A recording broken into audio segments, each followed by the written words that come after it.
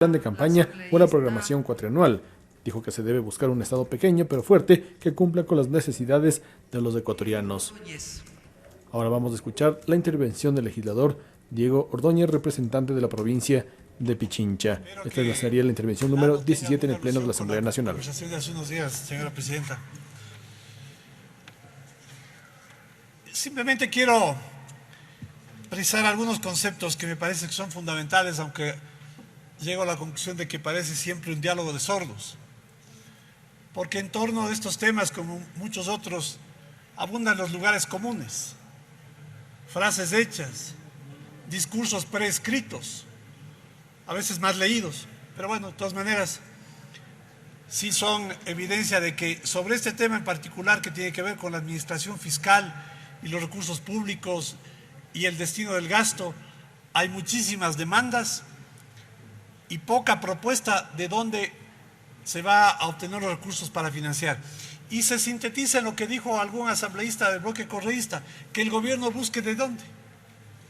Que el gobierno busque de dónde. Y se complementa con lo que dice el asambleísta Quispe, que la plata está en que se cobren los impuestos y otra serie de cosas. Yo me pongo a pensar, ¿no? Un ministro de Economía, un presidente, si tuviera los recursos para cobrar, incluso en el supuesto de que no le interese la educación, no le interese la salud, no le interese la política social, incluso para pagar deuda externa, ¿ustedes no creen que va a conseguir esos recursos? Pero me parece una obviedad, pues. Entonces, decir que ahí están los recursos que no se obtienen para no cubrir los gastos del presupuesto me parece algo que no tiene mínimo sentido, señora presidenta. Y señores asambleístas, no tiene mínimo sentido, porque no es que el dinero está ahí y no se lo toma, pues. Si estuviera ahí, se lo tomaría para cubrir las necesidades que son inmensas y que muchísimas de ellas no tienen forma de ser cubiertas. Ha habido en la historia reciente, bueno, con mucha más fuerza en la historia reciente, señora presidenta, una tendencia a populismo fiscal. Dicho en palabras coloquiales, yo te doy, busca quien te dé, yo te ofrezco, busca quien te dé, pues. En el 2008, la demagogia de Montecristi creó un beneficio, un obsequio, para que un empleado público se jubile, que bordea los $50.000. Muchos ecuatorianos probablemente no saben de esto. Pero en el 2008, en la Constitución de Montecristi, se estableció un derecho para estimular la jubilación, que bordea los $50.000. Eso no se pagó por 8 años. Se regularizó en el 2016 y no se ha pagado desde esa época hasta la fecha.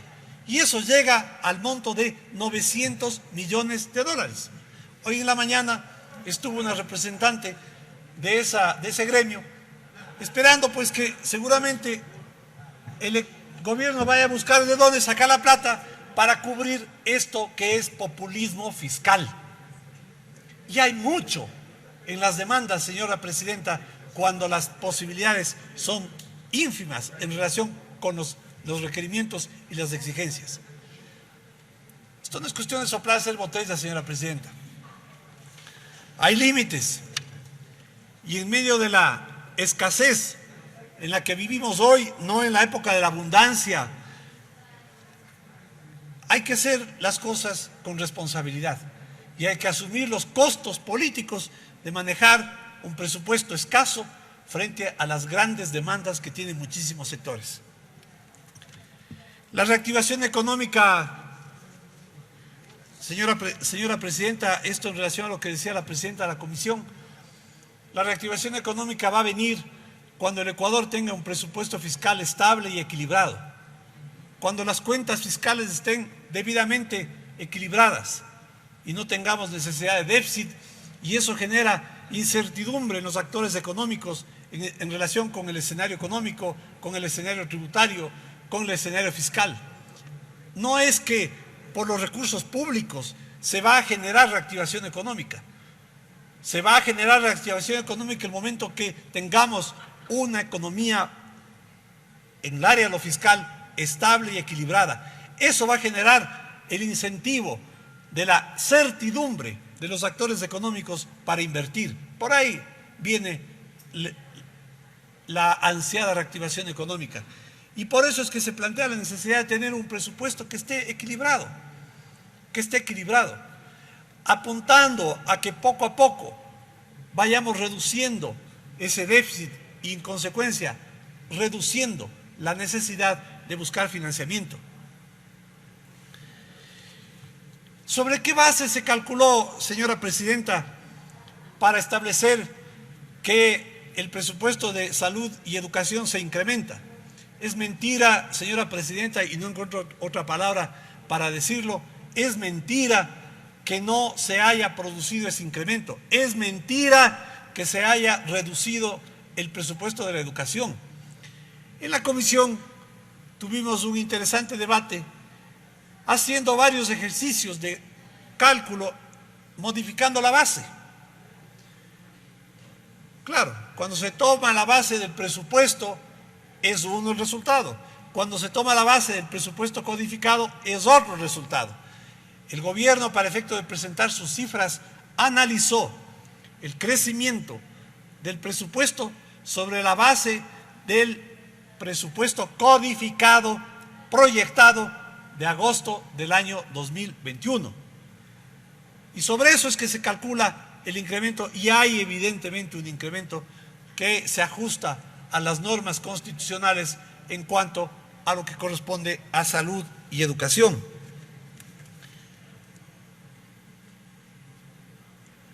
Se habló, señora presidenta, que en el presupuesto se consta un valor de alrededor de $1.000 millones de monetización, o más bien dicho, de venta de activos que el Estado estima deben ser vendidos al sector privado para esos recursos usarlos en cubrir estas demandas que son más urgentes: salud, educación, salubridad, desnutrición infantil.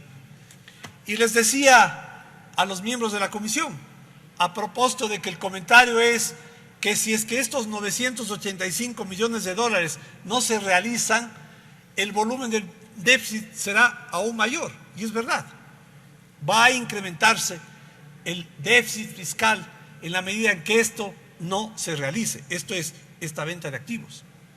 Y les decía que ojalá permitan que eso se pueda llevar a cabo, porque si no se pueden vender esos activos, entonces habrá que buscar más financiamiento, o eventualmente, en la imposibilidad de lograr ese financiamiento, hacer recortes en las áreas fiscales. Y en ese momento, ¿no?, habrá que ver la cara que ponen, ¿no?, en relación a las exigencias y demandas que muchos sectores de la sociedad tienen sobre el presupuesto del Estado.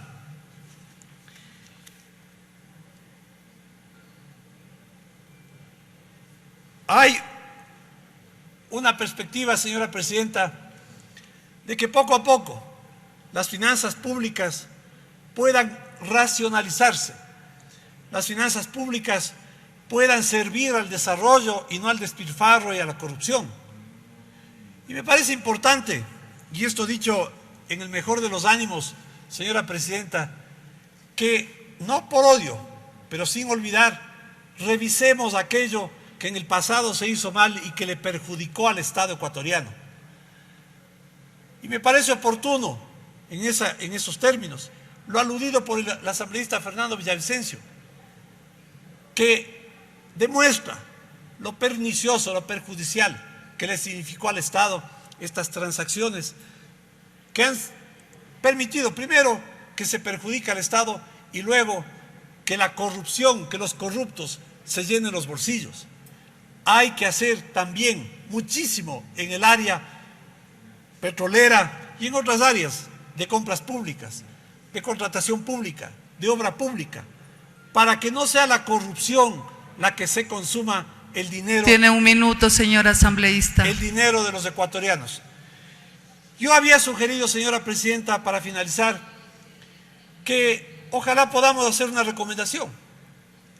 Y esto es que todo excedente, sea por venta de activos, sea porque el precio del petróleo es superior al precio referencial del presupuesto, todos esos recursos puedan fideicomisarse de manera que el Estado pueda con ese dinero liberar los pasivos, lo que en la comisión llamaban el arrastre, entre lo que se incluyen los 900 millones de dólares del bono jubilar y otras deudas más graves y más grandes, por ejemplo con la seguridad social.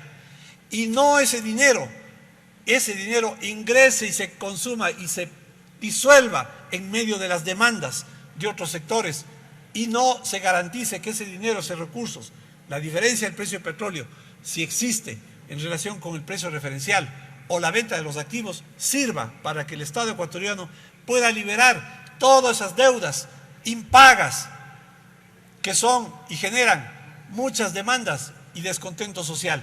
Esa era una recomendación que quería que plantee en la comisión, si no se le incluye, de todas maneras que quede en el ambiente, señora presidenta, que el Estado, el gobierno o el Estado destine esos excedentes a cubrir esas deudas del pasado. Gracias, señora presidenta. Hemos escuchado ahí al asambleísta por la provincia de Pichincha,